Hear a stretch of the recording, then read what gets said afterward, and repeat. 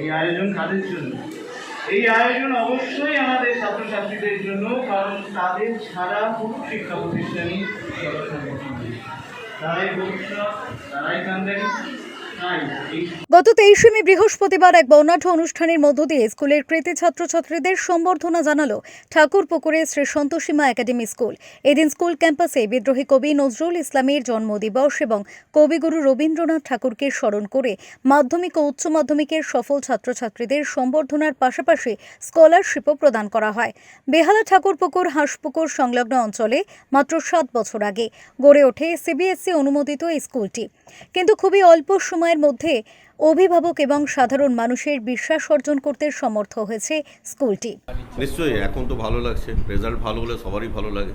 কমসে কম সবাই বলবে শ্রী সন্তোষীমা একাডেমি থেকে আমরা পড়েছি, আমরা এখান থেকে ভালো রেজাল্ট করেছি। বাবা মারাও বলবে যে আমার বাচ্চারা এখানে পড়াশোনা করেছে, এখান থেকে ভালো রেজাল্ট করেছে। সেটা তো আমাদের কাছে, আমরা স্কুলের ম্যানেজিং কমিটির তরফ থেকে, ম্যানেজমেন্ট তরফ থেকে আমাদের গর্ব থাকবে যে উদ্দেশ্য নিয়ে আমরা স্কুল তৈরি করেছি সেটা আস্তে আস্তে প্রতিফলিত হচ্ছে। স্কুলের চেয়ারম্যান রঞ্জন দেবনাথ বলেন, আমরা ব্যবসায়িক মনোভাব নিয়ে স্কুল তৈরি করিনি। আমরা চাই আমাদের স্কুলের ছাত্রছাত্রীদের ভবিষ্যৎ আরও সুন্দর হোক এবং আগামী দিনে সন্তোষীমা একাডেমি কিন্ডারগার্টেন স্কুলও তৈরি করার চিন্তাভাবনা করছি। আমরা আমাদের লেভেল বেস্ট দিয়ে আমরা চেষ্টা করি যাতে স্টুডেন্টরা এই জাংশন পিরিয়ডটাতে একটা ভালো রেজাল্ট করতে পারে ফর দেয়ার ফিউচার লাইফ। তো দ্যাটস ওয়াই এটা আমি তো অ্যাজ আ প্রিন্সিপাল তো ডেফিনেটলি আমি খুব খুশি আমার স্টুডেন্টের এই রেজাল্ট। আরও এই জন্য খুশি যে এই স্টুডেন্টটা কিন্তু আমাদের স্কুল এস্টাবলিশড হয়েছিল 2017, তখন থেকেই স্টুডেন্টটা কিন্তু আমাদের সঙ্গে আছে। এই 2017-এ যখন আমার কাছে অ্যাডমিশন হয় তখন এর ক্লাস 7 ছিল।